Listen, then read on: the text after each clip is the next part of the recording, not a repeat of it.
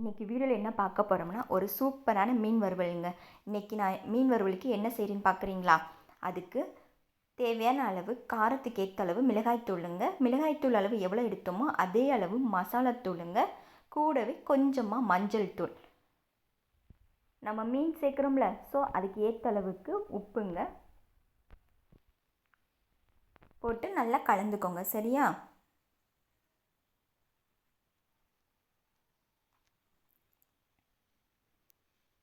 கலந்தாச்சு. இப்போ கூடவே கொஞ்சமாக எலுமிச்சை சாறு விட்டுக்கோங்க.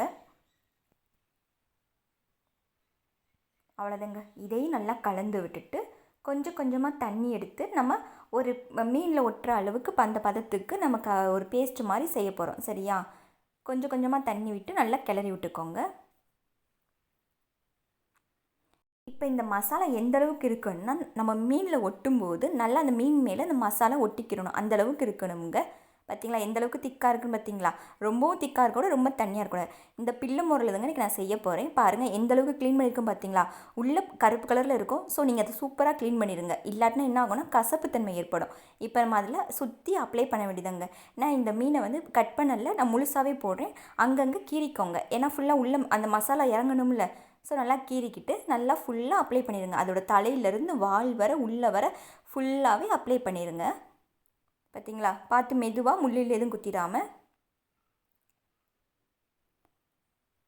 இந்த மாதிரி நீங்கள் நல்லா அப்ளை பண்ணிடுங்க. அப்போ தான் நமக்கு போடுற மசாலா பிரியாமல் வரும்.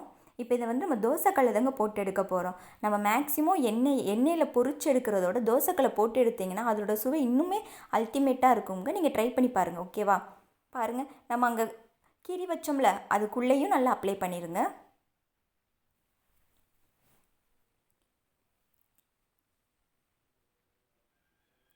ஃபுல்லாகவே அப்ளை பண்ணிடுங்க. உள்ளெல்லாம் நல்லா அப்ளை பண்ணிடுங்க.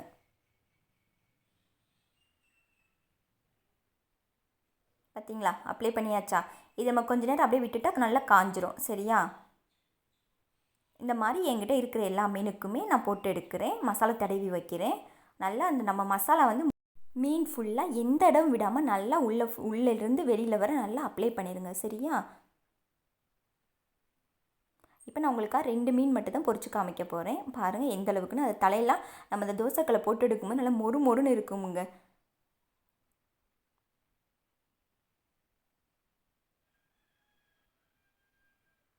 அவ்வளோதான். இது அப்படியே ஒரு 15 மினிட்ஸோ இல்லை ஒரு 10 மினிட்ஸோ அதை அப்படியே விட்டுருங்க. ஏன்னா அந்த மசாலா ஈரப்பதமாக இருக்குல்ல, ஸோ கொஞ்சம் அதை ஒட்டிக்கிறட்டும், கொஞ்சம் இதாகட்டும், ஊறட்டும் நல்லாவே.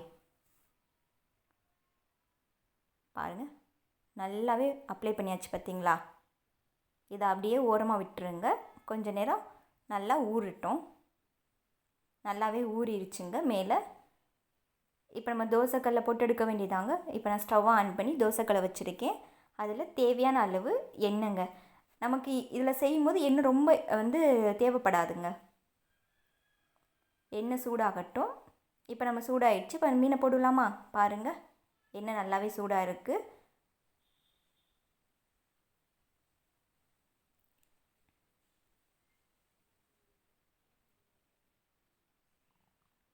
அடுத்த மீனை நான் அதில் போட போகிறேன்.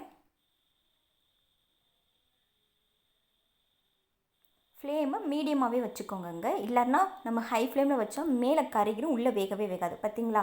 இந்த மாதிரி 4 பக்கமும் நீங்கள் திருப்பி திருப்பி போடுங்க. உடையாமல் போடுங்க. நீங்கள் 2 ஸ்பூன் கூட எடுத்து இந்த மாதிரி வச்சுக்கலாம். பார்த்திங்களா? நான் எல்லா மசாலாவும் நல்லா வேகிற மாதிரி போட்டிருக்கேன். பாருங்களே, எல்லா பக்கமுமே நான் திருப்பி போட்டிருக்கேன். பார்த்திங்களா? எல்லாமே நல்லா வெந்து வந்துருச்சு. அவ்வளோதாங்க. சூப்பரான மீன் வறுவல் ரெடி ஆயிடுச்சுங்க. ஓகே நண்பர்களே, நம்மளோட வீடியோ உங்களுக்கு பிடிச்சிருந்துச்சுன்னா லைக் பண்ணுங்கள், கமெண்ட் பண்ணுங்கள், ஷேர் பண்ணுங்கள். மறக்காமல் ட்ரெடிஷ்னல் விலாக்கு சப்ஸ்கிரைப் பண்ணுங்கள் நண்பர்களே.